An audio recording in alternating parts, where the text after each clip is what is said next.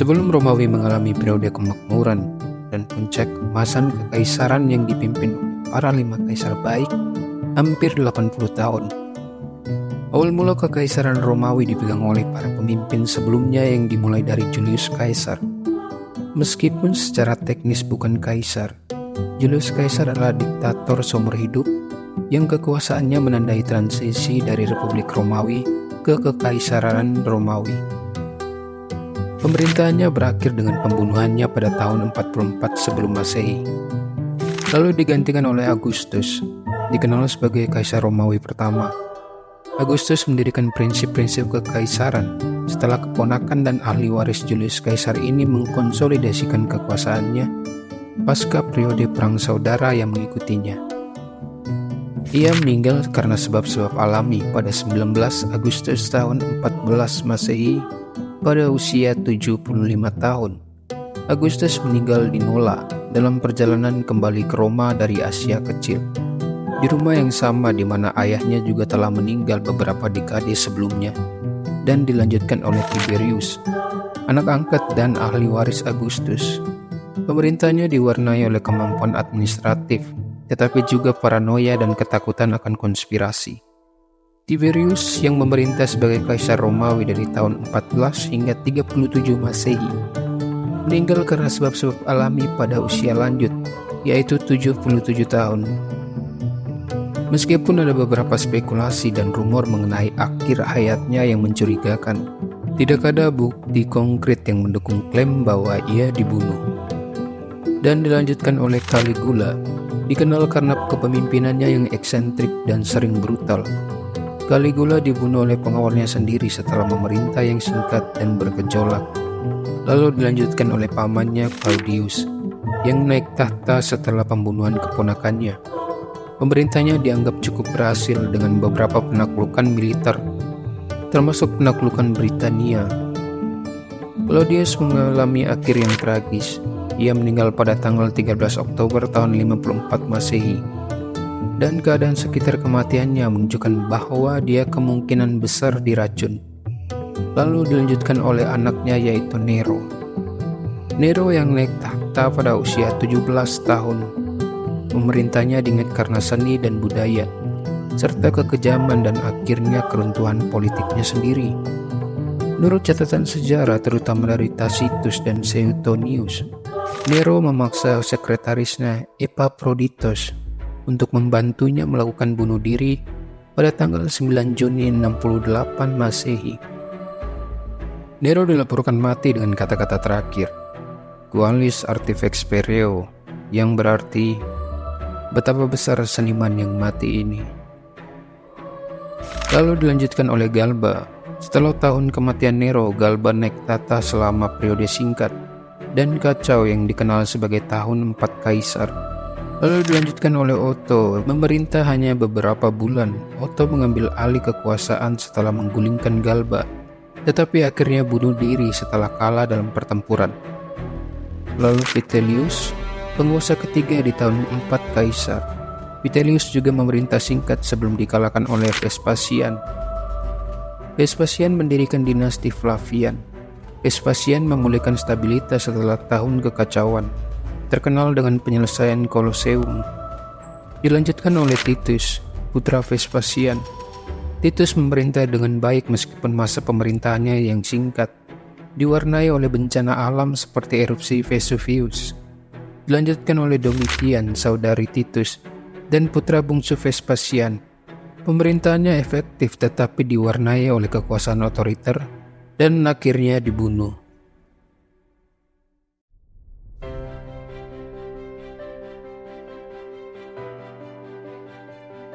Nerva yang lahir dengan nama Marcus Cocceius Nerva pada tahun 30 Masehi adalah kaisar Romawi yang memerintah dari tahun 96 hingga 98 Masehi. Ia dikenal sebagai salah satu dari 5 kaisar baik dan memulai periode yang dikenal sebagai era keemasan kekaisaran Romawi yang berlanjut melalui pemerintahan 4 penerusnya. Nerva lahir dalam keluarga yang memiliki hubungan dekat dengan istana kekaisaran. Ia memulai karirnya di bawah pemerintahan Nero dan dengan cepat naik pangkat sebagai seorang senator. Nerva dikenal sebagai seorang administrator yang cakap dan seorang konsul yang efektif. Ia juga terlibat dalam beberapa pemerintahan berikutnya, termasuk selama pemerintahan Vespasian dan putra-putranya, Titus dan Domitian. Setelah pembunuhan Domitian pada tahun 96 Masehi, Nerva dipilih oleh Senat sebagai kaisar. Pilihannya dianggap aman karena ia sudah tua dan tidak memiliki keturunan, yang berarti dia tidak mungkin membentuk dinasti yang bisa mengancam aristokrasi Romawi. Pada saat itu Nerva berusia sekitar 66 tahun, yang oleh standar masa itu dianggap sudah lanjut usia. Nerva memerintah selama periode singkat tetapi penting. Dia memulai beberapa reformasi penting untuk memperbaiki ekonomi dan memperkuat stabilitas kekaisaran. Salah satu kebijakan yang paling terkenal adalah program Alimenta, yang memberikan bantuan keuangan untuk anak-anak miskin di seluruh Italia. Ini adalah langkah signifikan menuju kebijakan sosial yang lebih inklusif. Nerva juga mengambil langkah untuk memperbaiki hubungan antara kaisar dan senat yang telah tegang di bawah Domitian. Dia mengembalikan beberapa properti dan kebebasan kepada mereka yang telah dirugikan selama pemerintahan Domitian dan mengurangi penggunaan hukuman mati untuk pelanggaran politik. Salah satu keputusan paling penting yang dibuat oleh Nerva adalah adopsi Trajan sebagai penerusnya pada tahun 97 Masehi. Trajan adalah seorang jenderal yang sangat dihormati dan adopsinya memastikan suksesi yang mulus serta meneruskan garis pemerintahan yang stabil dan efektif. Ini juga memulai tradisi memilih penerus berdasarkan kemampuan mereka daripada hubungan darah yang dilanjutkan oleh para kaisar selanjutnya dalam periode ini. Nerva meninggal secara alami tahun 98 Masehi, hanya beberapa bulan setelah mengadopsi Trajan. Pemerintahannya yang singkat tetapi efektif membantu memulihkan kepercayaan pada sistem kekaisaran setelah ketidakstabilan masa lalu dan menanamkan fondasi bagi suksesi yang lebih damai dan rasional di masa depan. Nerva diingat sebagai pemimpin yang bijaksana yang meskipun pemerintahannya singkat, memainkan peran penting dalam membentuk masa depan Romawi. Dia memulai era di mana kebijakan diperbaiki dan stabilitas ditegakkan, mengarah pada periode yang disebut oleh banyak sejarawan sebagai puncak kekaisaran Romawi.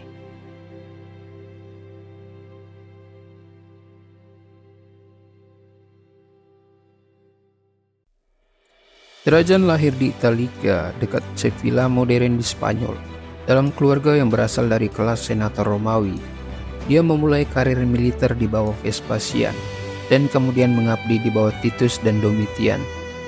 Keterampilan militer dan kepemimpinannya yang efektif di berbagai kampanye di perbatasan Romawi, termasuk di Germania dan Dacia, meningkatkan reputasinya sebagai pemimpin militer yang cakap.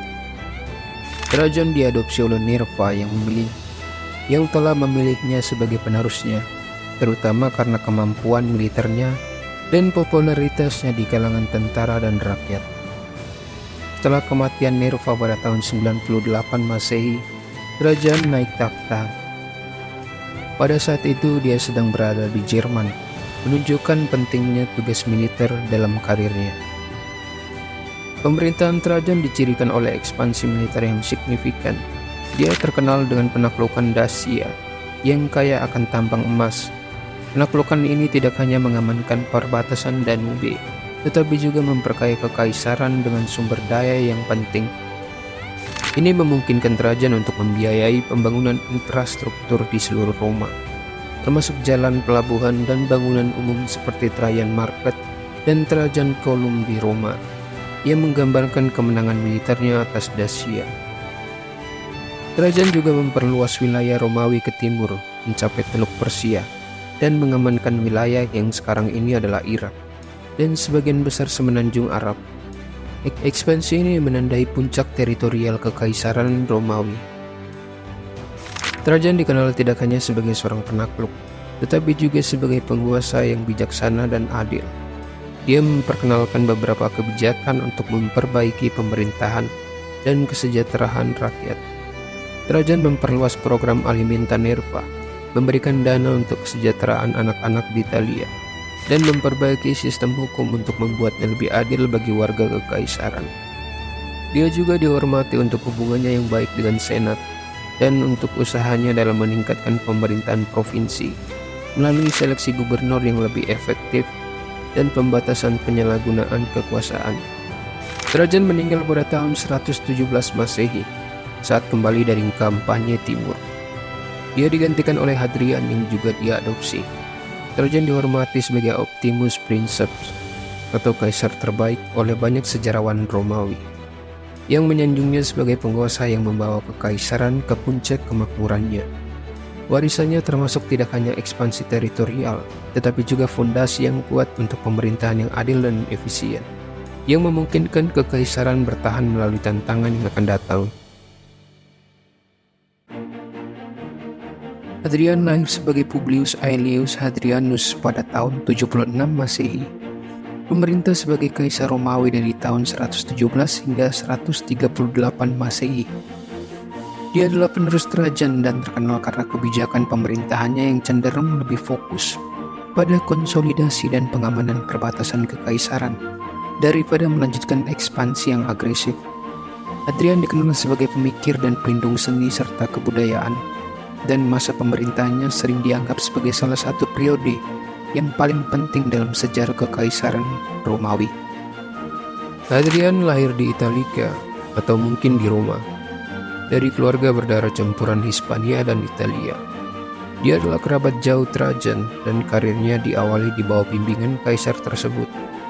Sebelum menjadi kaisar, Hadrian menghabiskan waktunya dalam berbagai posisi administratif dan militer, mengumpulkan pengalaman yang akan sangat berguna selama masa pemerintahannya. Hadrian dengan cepat naik ke tampuk kekuasaan setelah kematian Trajan. Meskipun ada beberapa kontroversi mengenai keabsahan surat wasiat Trajan yang menunjuknya sebagai penerus, Hadrian berhasil mendapat dukungan militer dan senat dengan cepat. Ia dikukuhkan sebagai kaisar tidak lama setelah kematian Trajan. Salah satu kebijakan paling terkenal Hadrian adalah pembangunan tembok di Britania yang dikenal sebagai Tembok Hadrian. Tembok ini dibangun untuk menjaga keamanan perbatasan utara Britania dari serangan suku-suku Piktis dan lainnya. Ini adalah salah satu contoh dari kebijakan Hadrian yang fokus pada pertahanan dan pengamanan kekaisaran. Berbeda dengan pendekatan ekspansionis Trajan, Hadrian juga terkenal karena perjalanannya yang ekstensif ke seluruh kekaisaran. Ia mengunjungi hampir setiap provinsi kekaisaran, memantau administrasi dan infrastruktur, serta memperkuat perbatasan. Kunjungan ini bukan hanya misi inspeksi, tapi juga upaya untuk mengkonsolidasikan kekuasaan dan mempromosikan kebijakan Romawi. Sebagai pelindung seni dan budaya, Hadrian membangun banyak monumen dan bangunan baru di seluruh kekaisaran. Dia juga seorang intelektual yang memiliki minat besar pada filsafat dan seni, dan pemerintahannya menandai salah satu periode paling kreatif dalam sejarah Romawi dalam hal kebudayaan. Hadrian meninggal pada tahun 138 Masehi setelah sakit panjang. Ia digantikan oleh Antoninus Pius yang ia adopsi sebagai bagian dari kesepakatan suksesi. Hadrian diingat sebagai seorang administrator yang cakap dan pemikir yang mendalam, serta kaisar yang membawa stabilitas dan kemakmuran ke kekaisaran Romawi. Pemerintahannya menandai pergeseran penting dari ekspansi militer ke konsolidasi administratif, yang memiliki dampak panjang terhadap keberlangsungan kekaisaran. Antoninus Pius yang lahir sebagai Titus Aurelius Fulvus Boionius Arius Antonius pada tahun 86 Masehi. Pemerintahnya sebagai kaisar Romawi dari tahun 138 hingga 161 Masehi. Dia adalah penerus Hadrian yang mengadopsinya sebagai bagian dari kesepakatan suksesi yang direncanakan dengan cermat. Antoninus Pius dikenang karena pemerintahannya yang damai dan makmur, serta dedikasinya untuk memperkuat kekaisaran dan memelihara stabilitas tanpa terlibat dalam konflik militer besar. Antoninus lahir di Lanuvium dekat Roma, dalam keluarga yang berasal dari Gaul dan Hispania. Ia memiliki karir administratif yang cemerlang, menjabat sebagai konsul pada tahun 120 Masehi, dan kemudian mendapatkan berbagai posisi penting di bawah pemerintahan Hadrian. Kemampuannya dalam administrasi dan reputasinya yang tidak ternoda membuatnya menjadi pilihan Hadrian sebagai penerusnya, meskipun dia tidak memiliki pengalaman militer yang signifikan. Setelah kematian Hadrian pada tahun 138 Masehi, Antoninus dengan cepat diakui sebagai kaisar oleh Senat Romawi. Ia mengambil nama Pius setelah ascensionnya, mungkin karena usahanya yang rajin untuk menghormati Hadrian, termasuk mendeklarasikan Hadrian sebagai dewa, suatu tindakan yang dianggap sebagai tugas Pius. Pemerintahan Antoninus Pius sering dianggap sebagai salah satu periode paling damai dalam sejarah kekaisaran Romawi. Dia memfokuskan energinya pada administrasi internal dan hukum, memperkuat hukum dan meningkatkan keadilan di seluruh kekaisaran. Antoninus juga memperhatikan infrastruktur, termasuk pembangunan jalan dan jembatan, serta perbaikan kanal dan pelabuhan. Antoninus tidak terlibat dalam perang besar selama masa pemerintahannya, suatu pencapaian yang langka di antara kaisar Romawi. Alih-alih ekspansi militer, dia memilih untuk mengkonsolidasikan dan memelihara apa yang telah dimiliki kekaisaran, memperkuat perbatasan dan mengembangkan program untuk meningkatkan kesejahteraan umum. Alih-alih ekspansi militer, dia memilih untuk mengkonsolidasikan dan memelihara apa yang telah dimiliki kekaisaran, memperkuat perbatasan dan mengembangkan program untuk meningkatkan kesejahteraan umum.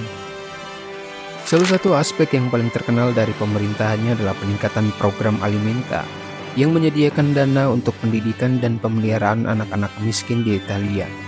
Antoninus juga dikenal karena hubungannya yang baik dengan Senat dan kebijakannya yang moderat dan toleran terhadap kelas senatorial dan rakyat jelata. Antoninus Pius meninggal pada tahun 161 Masehi setelah memerintah selama 23 tahun. Salah satu masa pemerintahan terpanjang yang dicatat untuk seorang kaisar Romawi. Dia digantikan oleh Marcus Aurelius yang juga ia adopsi sesuai dengan pemerintahan Hadrian. Warisan Antoninus Pius adalah periode kestabilan dan kemakmuran yang nyata, membantu mengatur panggung untuk zaman keemasan dari kekaisaran Romawi, yang sering dianggap mencapai puncaknya selama masa pemerintahannya. Marcus Aurelius, yang lahir sebagai Marcus Aurelius Antoninus pada tahun 121 Masehi, adalah kaisar Romawi dari tahun 161 hingga 180 Masehi. Dia adalah anggota terakhir dari 5 kaisar baik dan sering dihargai sebagai contoh terakhir dari penguasa yang mengikuti tradisi filsafat Stoikisme. Pemerintahannya diingat baik karena kebijakan internalnya yang bijaksana maupun untuk tantangan militer yang dihadapinya.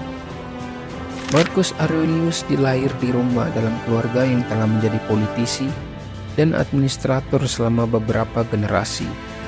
Dari usia muda, ia menarik perhatian Kaisar Hadrian melalui kecerdasan dan karakternya yang luar biasa.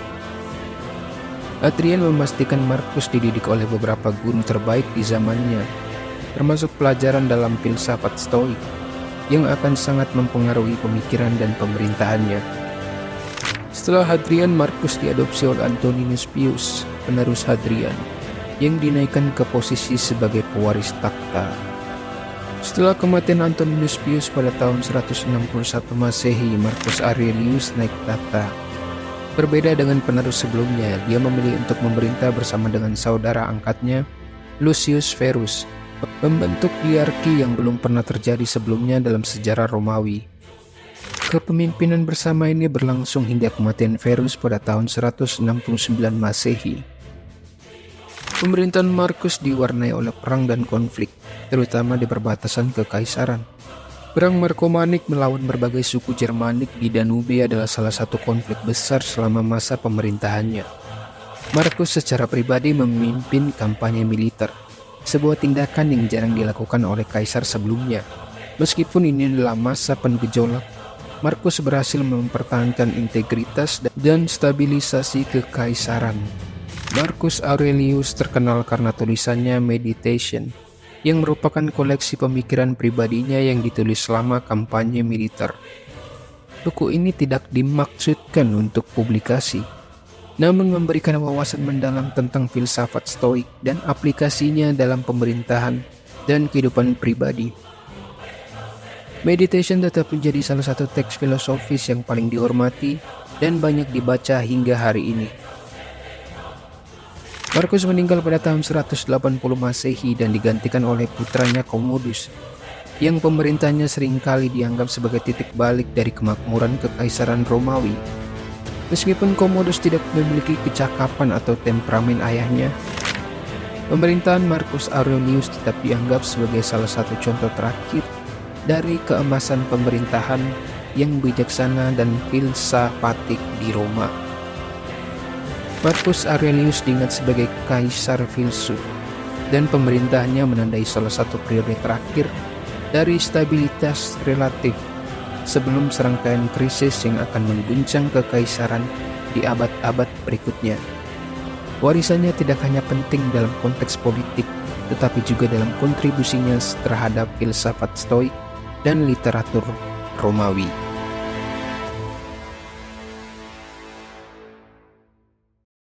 Periode ini sering dianggap sebagai titik puncak Kekaisaran Romawi. Di era 5 kaisar baik, kemakmuran dan kekuatan kekaisaran tidak pernah terputus selama lebih dari 80 tahun.